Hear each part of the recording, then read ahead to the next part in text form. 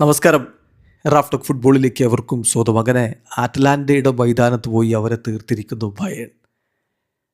അതോടുകൂടി ഈ UEFA champions ലീഗിൽ അവശേഷിക്കുന്ന ഇറ്റാലിയൻ പ്രതിനിധിയായ ക്ലബും പുറത്തേക്ക്.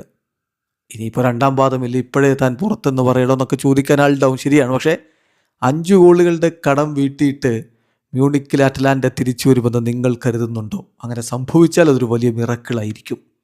6-1 വിജയമാണ് ബയേൺ മ്യൂണിക്ക് അറ്റ്ലാന്റയ്ക്ക് മേൽ നേടിയിരിക്കുന്നത്. പൊളിച്ചടുക്കിയ പ്രകടനം അവരുടെ സൂപ്പർ താരങ്ങൾ നടത്തി. കളിയുടെ 12ാമത്തെ മിനിറ്റ് മുതൽ അവർ ഗോളടി മേളമായിരുന്നു. സ്റ്റാനിസിച്ച് ഒരു ഗോളടിച്ചപ്പോൾ ഒലീസയുടെ വക ഇരട്ട ഗോളുകൾ. നാബ്രിയും ജാക്സണും മുസിയാലയും ഗോളുകൾ നേടി. മത്സരത്തിൽ ബയേണിൻ്റെ മുന്നേറ്റങ്ങൾ നയിച്ചുകൊണ്ട് ജാക്സൺ, ഒലീസെ, നാബ്രി, ഡയസ് എന്നിവരൊക്കെ ഒരുമിച്ചാണ് അണിനിരന്നത്. മറുഭാഗത്ത് സ്കമാക്കയും അതുപോലെ ക്രിസ്റ്റോവിച്ചും ചേർന്നുകൊണ്ടാണ് അറ്റ്ലാന്റയുടെ മുന്നേറ്റങ്ങൾ നയിച്ചത്.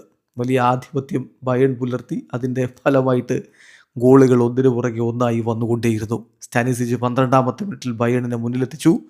ഒലീസയുടെ ആദ്യ ഗോൾ വരുന്ന 22ാമത്തെ മിനിറ്റിലാണ്. പിന്നാലെ നാബ്രി 25ാമത്തെ മിനിറ്റിൽ ഗോളടിച്ചതോടെ മത്സരം അരമണിക്കൂർ പിന്നീട് മുമ്പേ ഏകപക്ഷീയമായ 3 ഗോളുകളുടെ ലീഡിലേക്ക് ബയേൺ കടന്നു പോവുകയും മത്സരം അവർ പിടിച്ചെടുക്കുകയും ചെയ്തിരുന്നു.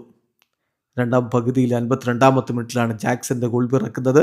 ഒലീസ 64ാമത്തെ മിനിറ്റിൽ തൻ്റെ ഗോൾ നേട്ടം ഇരട്ടിയാക്കി മാറ്റി. 67ാമത്തെ മിനിറ്റിൽ മുസിയാലയുടെ ഗോൾ കൂടി വന്നതോടെ ബയേൺ 6-0 ലീഡായി. ഒടുവിൽ കളിയുടെ അവസാനത്തെ നിമിഷത്തിൽ പെസാലിച്ചിൻ്റെ ഗോളിലൂടെ അറ്റ്ലാന്റ ഒരു ആശ്വാസം കണ്ടെത്തി എന്ന് മാത്രം. ഇനിയിപ്പോൾ രണ്ടാം ലെഗിൽ 5 ഗോള് കടം വീട്ടിയിട്ട് അറ്റ്ലാന്റ ജയിച്ചു കയറുമെന്ന് എന്തായാലും ഞാൻ കരുതുന്നില്ല. ഇതിൽ ബയേണിന് ഒരു ആശങ്കയുണ്ടാക്കി, അല്ലെങ്കിൽ ഒരു സങ്കടം എന്ന് പറയാവുന്ന കാര്യം അൽഫോൻസോ ഡേവിസിന് വീണ്ടും പരിക്ക് പറ്റിയിരിക്കുന്നു എന്നുള്ളതാണ്. അദ്ദേഹം ഇപ്പോൾ ഈ സീസണിൽ നീണ്ടകാലം പുറത്തിരുന്നയാളാണ്. അദ്ദേഹം കളിക്കളത്തിലേക്ക് വരുന്നു. കളിക്കളത്തിലേക്ക് സബ്സ്റ്റിറ്റ്യൂട്ട് റോളിൽ വന്നിട്ട് വീണ്ടും പരിക്കേറ്റ് പുറത്തു പോവേണ്ട അവസ്ഥ. അദ്ദേഹം കരഞ്ഞുകൊണ്ടാണ് പുറത്തു പോയത്. ഏതായാലും ഒലീസയുടെ പ്രകടനം എടുത്തു പറയണം. എന്തൊരു ഫോമിലാണ് അദ്ദേഹം കളിച്ചുകൊണ്ടിരിക്കുന്നത്. അദ്ദേഹം തുടരുന്നു. 2 ഗോളുകളും ഒരു അസിസ്റ്റും അദ്ദേഹത്തിൻ്റെ വക.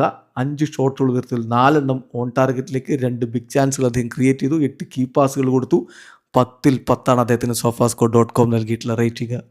വീഡിയോ അവസാനിക്കുന്ന ഫുട്ബോൾ ലോകത്തെ കൂടുതൽ വിശേഷങ്ങളുമായി റാഫ്റ്റോക്സിൽ എത്താം.